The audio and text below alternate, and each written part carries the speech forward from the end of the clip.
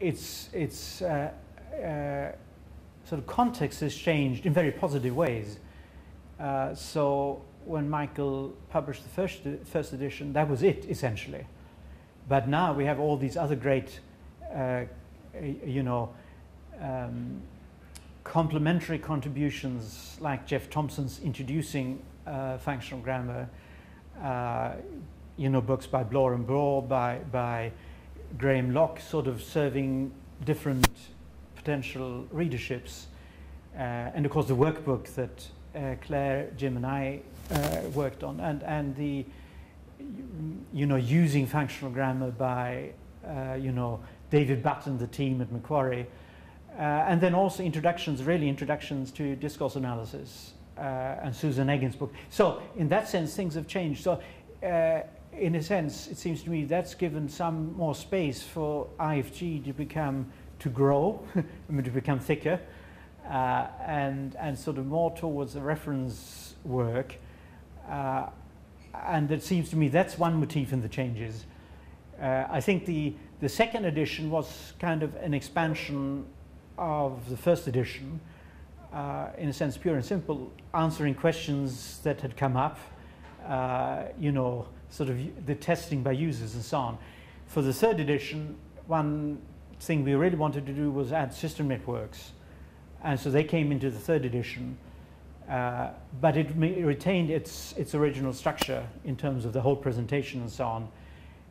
Now, before the third edition, I had tried in lexicogrammatical cartography to make the system network the navigational tool. So that was a kind of different organization. I mean, broadly speaking, same.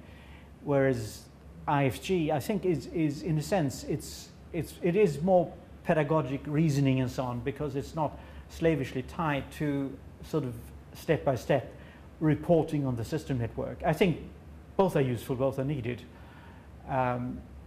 But that was a key in the third edition, and I think probably the biggest change so far has been from the second edition to the third edition.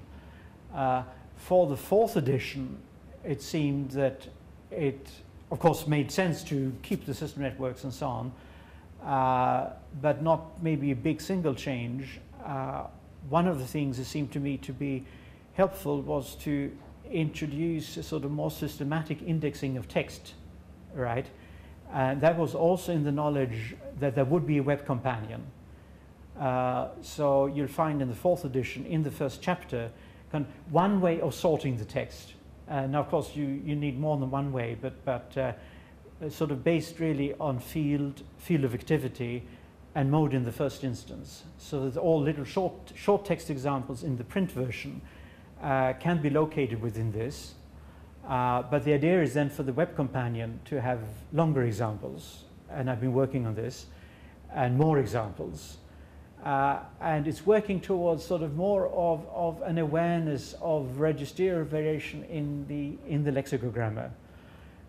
And as an aside here, this is of course an important contribution in the history of reference grammars of English, right? From it's interesting how the first half of the 20th century was really dominated by non-native speakers of English. Our neighbor Otto Jespersen, of course, but also Poutsma and Kreuzinger and others.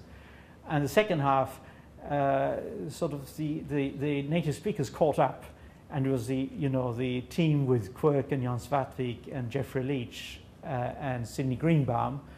And that condition, and that book grew, and that's still, of course, standard reference grammar.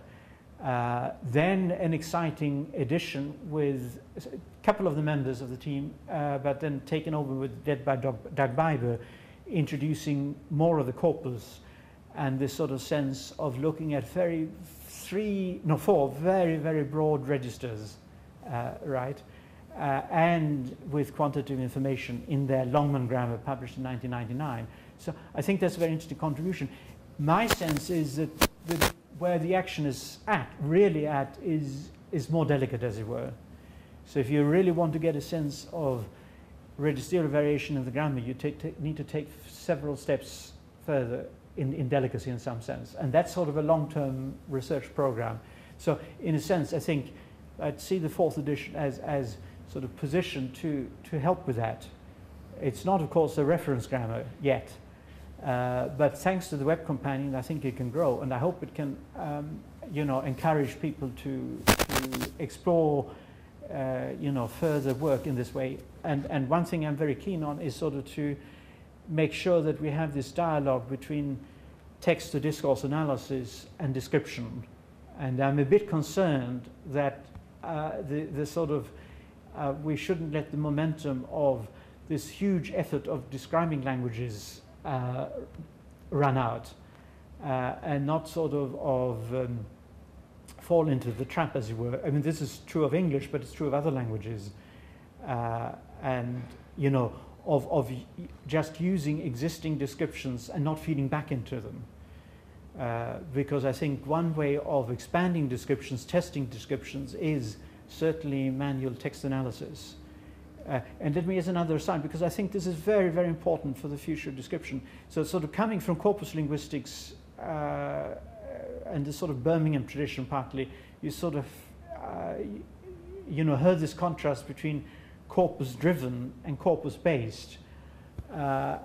And even if you accept this contrast, say we accept it for a moment, I think that leaves out a third very important perspective, and that's text analysis of the kind that so many people have done using descriptions in systemic functional linguistics.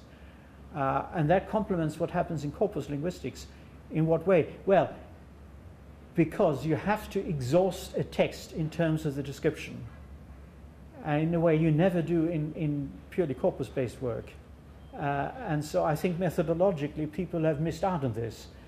I think it's very important, but it's then important to feed back to the description, and I'd like to see this happen much more.